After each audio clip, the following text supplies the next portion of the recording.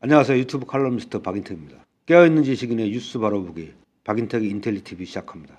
오늘의 뉴스픽입니다. 오늘은 3건입니다. 구독, 알림 설정 부탁합니다. 유엔군 사령부는 지난달 26일 북한 무인기의 남한 영국 침투와 그에 맞대응해 무인기를 이북으로 보낸 우리의 군사작전 모두 정전협정을 위반한 것으로 확인했다고 발표했습니다. 그동안 우리 국방부가 자위권을 행사한 것이라고 밝힌 것과 달리 유엔사는 우리 군도 정전협정을 위반한 것으로 판단한 것입니다. 이에 따라 우리 군은 북한에 섣불리 맞대응을 했다는 비판을 피할 수 없게 됐습니다. 유엔사 군사정전위원회는 26일 유엔사 특별조사반은 북한군 무인기가 대한민국 영공을 침범한 행위가 북한군 측의 정전협정 위반임을 확인했다고 밝혔습니다.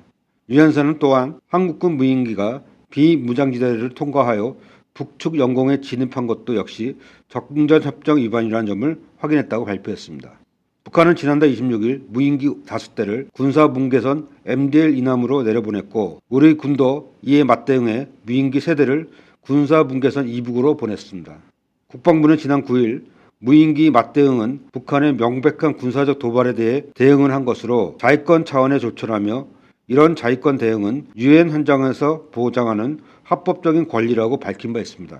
그러나 이러한 국방부의 자위권 차원의 조치라는 판단은 잘못된 것임이 유엔사 위에 밝혀진 것입니다.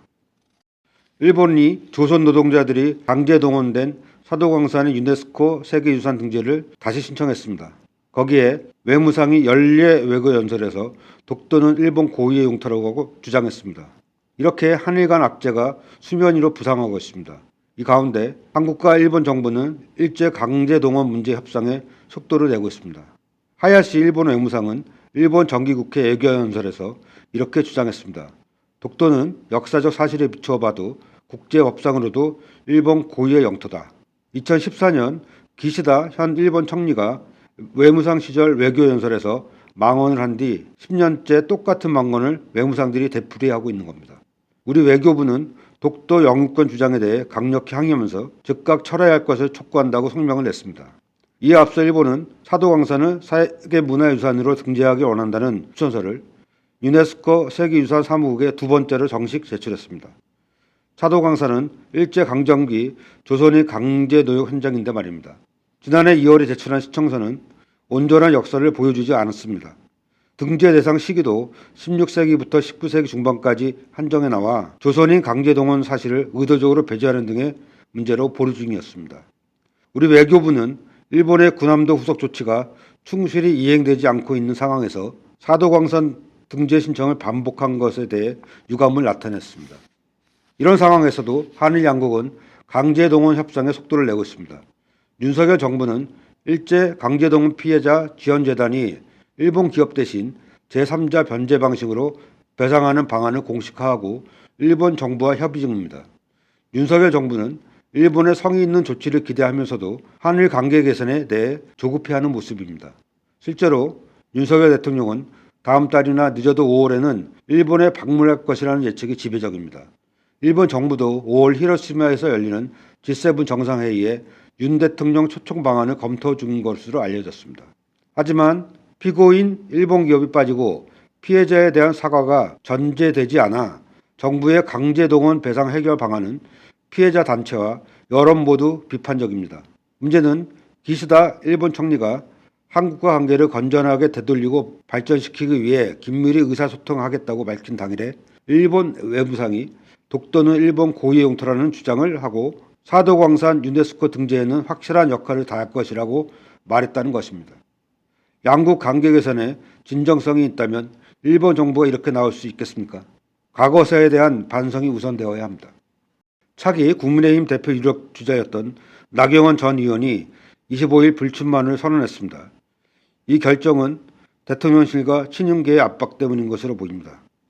나경원 의원의 불출마는 윤심에 맞지 않는 후보는 누구든 밀어내겠다는 윤석열 대통령과 윤핵관들의 뜻이 관철된 것으로 정당 민주주의의 흐트러 볼 수밖에 없습니다.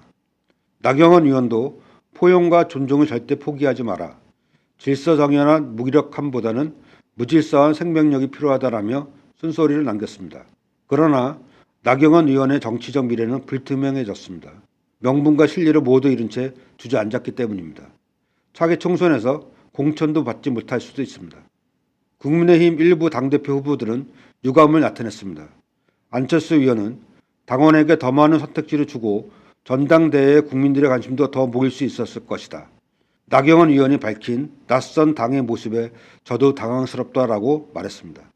윤상현 의원은 국민의힘에 만연하는 뺄셈 정치의 모습이 너무나도 안타깝다라고 페이스북에 올렸습니다. 이와 관련해 조중동과 한경래는 서로 다른 입장을 보였습니다. 조선일보는 국민의힘 대표 경선 구도는 대통령실이 원하는 대로 됐다라면서 신윤과 비윤으로 갈라져 다퉜던 여당 내분이 가까스로 봉합된 것이다. 집권당의 이전 투구가 이쯤에서 끝난 것은 국정을 위해 다행스러운 일이라고 국민의힘과 윤 대통령을 두둔했습니다. 동아일보는 여당은 대통령을 중심으로 움직여야 한다. 그렇다고 여당 대표가 대통령의 부하처럼 돼서도 안 된다고 비판적인 입장을 보였습니다. 한겨레는 대통령 입맛에 딱 맞는 당대표가 당선될지 그렇게 해서 내년 4월 총선에서 승리할 수 있을지는 알 수 없다. 다만 이번 사태에서 분명해진 것은 윤 대통령이 당정 분리 원칙을 버린 지 오래고 민주주의의 주요 요소인 선거 입후보의 자유조차 권력의 힘으로 억눌렀다는 사실이라고 비판했습니다.